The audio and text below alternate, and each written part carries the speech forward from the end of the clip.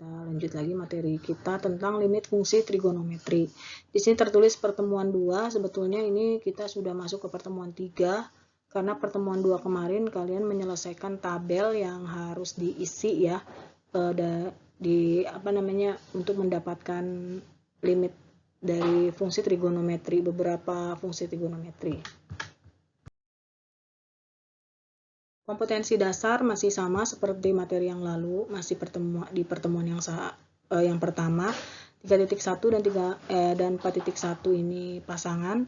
Jadi pengetahuannya menjelaskan dan menentukan limit fungsi trigonometri. Untuk keterampilannya adalah menyelesaikan masalah yang berkaitan dengan limit fungsi trigonometri. Tujuan pembelajarannya menemukan konsep limit. Kita sudah dapatkan ini di pertemuan pertama, kemudian menentukan sifat-sifat limit. Ini yang nanti akan kita pakai. Tentunya kita tidak lepas dari sifat-sifat limit pada fungsi aljabar. Kemudian yang terakhir, nilai limit fungsi trigonometri itu dengan cara penyederhanaan. Setelah menggunakan substitusi ternyata kita tidak mendapatkan limitnya ya.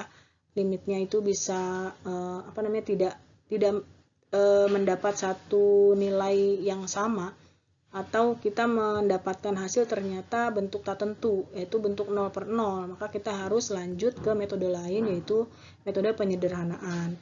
Nah, itu nanti juga sebenarnya sudah kita bahas di pertemuan sebelumnya. Nanti kita akan lihat lagi model-model fungsi trigonometri yang akan diselesaikan menggunakan limit. Ya, sebelum kita membahas beberapa model-model soal yang terkait dengan sifat-sifat limit, kita akan bahas dulu materi sebelumnya, pertemuan sebelumnya, yang kalian perlu isi di tabel berikut ini ya. Definisi limitnya dulu saya tuliskan di sana. Artinya kalau X mendekati A ini, tapi X-nya tidak sama dengan A. Ada beberapa siswa kemarin yang menanyakan mengapa ketika mensubstitusikan X-nya ke dalam fungsi itu nilainya tidak terdefinisi ya, karena kita melakukan pendekatannya itu menggunakan tabel seperti ini, didekati dari sebelah kiri dan dari sebelah kanan. Kalau dia sama maka hasilnya limitnya ada gitu ya, mendekati nilai tersebut. Kemudian yang kedua ini sebetulnya fungsinya itu hanya dibalik saja. Kalau yang pertama sin X per X, kalau yang keduanya ini X per sin X, kita nanti akan memiliki kesimpulan bahwa kalau limit X mendekati 0 sin X per X itu akan sama dengan limit X mendekati 0 untuk X per sin X, yaitu sama-sama mendekati 1. Berikutnya untuk yang nomor 3 dan 4, ini masuk ke tan ya. Kenapa tidak ke cos dulu? Karena nanti cosnya itu akan sedikit berbeda, jadi kita masuk ke tan dulu. Tan X per X itu sama ya tabelnya, dengan domainnya atau X-nya itu kita sudah tuliskan di sini. Tinggal kita mengisi kotak-kotak yang diberi tanda merah ini. Semakin ke kanan, dari kiri ke kanan ini dia akan mendekati berapa, kemudian dari kanan ke kiri juga mendekati berapa. Kalau misalnya mendekatinya itu bilangan yang sama, maka limitnya ada, yaitu bilangan tersebut. Di sini karena dilihat dari sebelah kiri ke kanan itu mendekati 1, dari kanan ke kiri juga mendekati 1, maka berarti limitnya adalah 1. Begitu juga sebaliknya, kalau fungsinya kita balik X per tan X, maka kita dapatkan kesimpulan akhir kita bahwa kalau limit X mendekati 0, tan X per X itu akan mendekati nilai yang sama dengan limit X mendekati 0, X per tan X, yaitu 1. Dan yang terakhir ini cos X per X ya. Kalau kita substitusikan, dia akan mendapati bentuk tak tentu. Cos 0 dibagi 0. Cos 0 kan 1 dibagi 0 ya. Tak hingga. Kalau misalnya hasilnya tak hingga, maka kita kita cek gitu ya menggunakan tabel. Dari kiri dengan dari kanan, kita bisa lihat bahwa hasilnya itu akan berbeda. Meskipun angkanya sama, tetapi yang berbeda adalah negatif dengan positifnya. Nah, tentu ini terlihat dari kiri dengan dari kanan itu mendekati nilai yang berbeda. Maka kesimpulan kita bahwa karena limitnya itu dari sebelah kiri didekati dari sebelah kiri dan didekati dari sebelah kanan itu mengarah ke angka yang berbeda, maka limitnya tidak ada. Jadi kalau kita menyimpulkan harus dilengkapi bahwa limitnya itu tidak ada, tidak cukup hanya menyebutkan bahwa limit dari sebelah kiri dan dari sebelah kanannya itu berbeda. Ya, kesimpulan yang bisa kita ambil dari apa yang sudah kita lakukan di tabel tadi membuktikan bahwa limitnya ada. Di sini saya bisa tuliskan jika A, B, M sama N ini bilangan real, artinya berarti semua bilangan bisa masuk ya, bisa bilangan bulat, bisa bilangan asli dan lainnya. Didefinisikan dulu di awal bahwa A, B, M sama N ini adalah bilangan real. Nah, untuk sebelah kirinya ini bentuk yang sin-nya, sebelah kanannya untuk bentuk tan. Kalau bentuk cos tadi kan sudah kita bahas bahwa dia kalau bentuknya x per cos x dia pasti tidak memiliki limit, tidak ada limitnya. Nah, atau selebihnya itu bisa kita langsung substitusikan saja. Nah, terkait dengan bentuk sin dan tan ini, kita bisa ambil di sini sudutnya misalkan mx ya, dibagi dengan nx ya cukup kita ambil m per n saja. Itu merupakan cara yang paling mudah ya untuk mendapatkan nilai limitnya. Ini a dikali sin mx per nx itu limitnya akan menjadi a kali m per n. Berikutnya untuk kalau dibalik juga sama. Demikian pula untuk tan.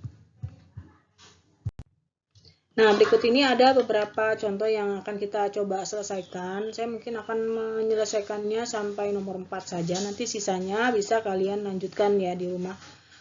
Gunakan sifat-sifat limit untuk menentukan nilai 3 sin T per 2T, limit T-nya mendekati 0. Nah, jangan terkecoh dengan simbol T di sini ya. Kalau sebelumnya kita pakainya variabel X, nah ini diganti dengan T tidak masalah. Jadi kalau kita mau ganti dengan M ataupun dengan variabel yang lain juga itu jangan jadi suatu masalah.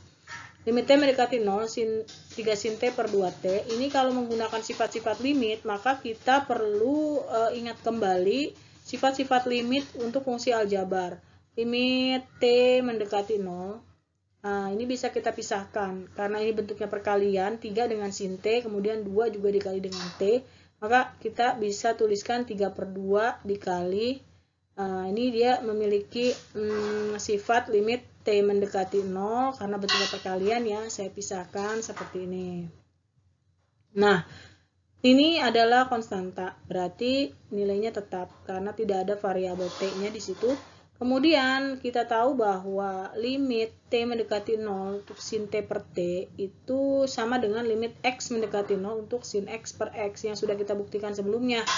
Yaitu limitnya adalah 1. Maka kita dapatkan 3 per 2. Atau bisa juga kita menggunakan cara yang lebih mudah lagi karena ini sin T dengan T-nya sudah sama ya, sudah sesuai dengan apa yang kita buktikan sebelumnya bahwa limit T mendekati 0 untuk sin T per T itu nilainya 1. Bisa kita coret saja langsung. Tinggal 3 per 2, maka didapatkan nilai 3 per 2. Lanjut ke nomor 2, tan kuadrat X per X. Limit X mendekati 0 untuk tan kuadrat X per X. Karena di sini tan-nya itu kuadrat, berarti kita tahu bahwa bentuk kuadratnya diuraikan menjadi tan X dikali tan X gitu ya, dibagi X. Nah, ini bentuk perkalian juga, maka menurut sifat limit X mendekati 0 untuk tan X, itu kita kalikan juga dengan limit X mendekati 0 untuk tan X per X. Nah, sudah kita buktikan yang ini bahwa nilainya adalah mendekati 1 ya. Lantas di sini kita tinggal substitusi saja. Jadi kita hanya punya limit X mendekati 0 untuk tan X saja. Dikali dengan 1 gitu kan. Kita substitusi, maka hasilnya adalah tan 0. Berapa? Yaitu 0. Dapat. Limitnya ada. Sekarang yang ketiga. Nah, ini agak berbeda sedikit karena limit X-nya mendekati 2.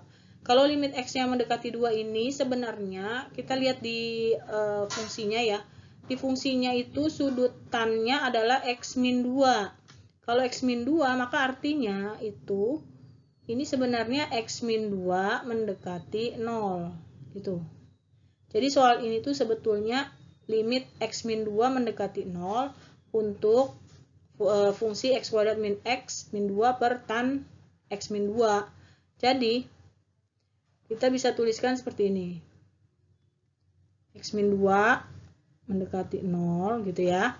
Nah, ini karena fungsinya kuadrat, kita bisa faktorkan. Kita bisa faktorkan x kuadrat min x min 2 adalah pemfaktoran dari ini x kali x kuadrat ya. Kemudian ya berapa kali berapa hasilnya min 2, kita bisa kalikan min 2 dengan plus 1.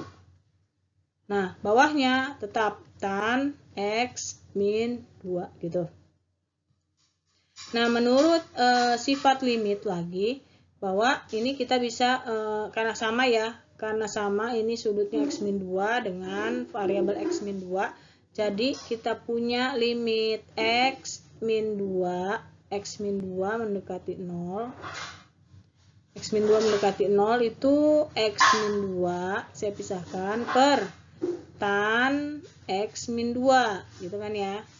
Nah, dikali limit x min 2 mendekati 0 gitu untuk x plus 1 gitu ya. Nah, ini itu sama dengan limit yang kita sudah buktikan sebelumnya. Kalau misalnya kita ganti ya, kita ganti x min 2 nya misalnya adalah t gitu ya. Nah, berarti kan kita punya limit t mendekati 0 gitu, artinya t per tan t. Yang tidak lain, nilai ini adalah 1 limitnya. Dikali dengan limit, ya kita rubah tadi, kalau ini dalam bentuk x saja, berarti ini x mendekati 2 gitu ya, untuk x plus 1. Ini nilainya 1, kemudian di sini langsung substitusikan saja, berarti 1 tambah 2 tambah 1 gitu ya. 1 dikali 2 tambah 1 kan 3, maka hasilnya adalah 3. Nah, selesai. Itu ketemu ya. Kemudian sebentar, saya perlu hapus dulu ya.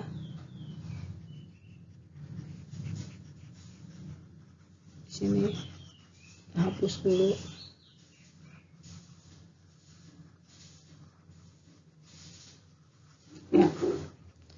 Ya, kita lanjutkan lagi.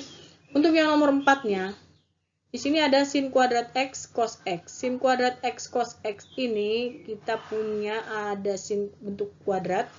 Kita butuh yang namanya identitas trigonometri. Identitas trigonometri untuk sin kuadrat x. Ingat ya, di pelajaran kelas 11, sin kuadrat x ditambah cos kuadrat x itu kan nilainya 1. Maka kalau kita mencari sin kuadrat x-nya, berarti tinggal kita rubah saja ya, pindah ruas. Berarti jadi, saya tulis dulu limitnya, limit x mendekati 0 untuk 1 min cos kuadrat x. Ini adalah identitas trigonometri untuk sin kuadrat x. Dikali cos x, tetap cos x-nya kita bawa. Dibagi 1 min cos x, ini penyebutnya. Belum bisa disederhanakan karena yang atas ini masih dalam bentuk kuadrat. Maka kita bisa sederhanakan lagi menjadi ini pemfaktoran dari 1 min cos kuadrat x adalah 1 min cos x dikalikan dengan 1 plus cos x gitu. Dikali cos x yang belakangnya tetap. Ya, dibagi dengan bawahnya tetap 1 min cos x. Nah, baru bisa disederhanakan, kita coret saja ini, tinggal 1 plus cos x dikali cos x. Substitusikan x-nya mendekati 0. Jadi kita punya 1 plus cos 0 dikali cos 0. Cos 0 adalah nilainya 1, berarti 1 tambah 1 kali 1 ya. 2 kali 1 kan, hasilnya 2. Dapat limitnya ada, yaitu 2. Nah, saya tinggalkan 2 soal terakhir ini sebagai bahan latihan untuk kalian ya. Nanti kalau kita cek menggunakan substitusi, di sini langsung dimasukkan x-nya 0, Di sini juga 0, berarti 1 dikurang cos 0 dibagi 0, hasilnya kan 0/0. Jadi menghasilkan bentuk tak tentu, maka harus diubah menggunakan cara lain. Bisa difaktorkan, kalau memang tidak bisa difaktorkan berarti bisa kita kalikan dengan sekawannya. Begitu pula dengan yang nomor 6. Kita bisa faktorkan nih, ada bentuk pangkat 3 di sini ya. Seperti itu. Ya saya rasa itu saja. Cukup sekian dari saya. Terima kasih. Assalamualaikum warahmatullahi wabarakatuh.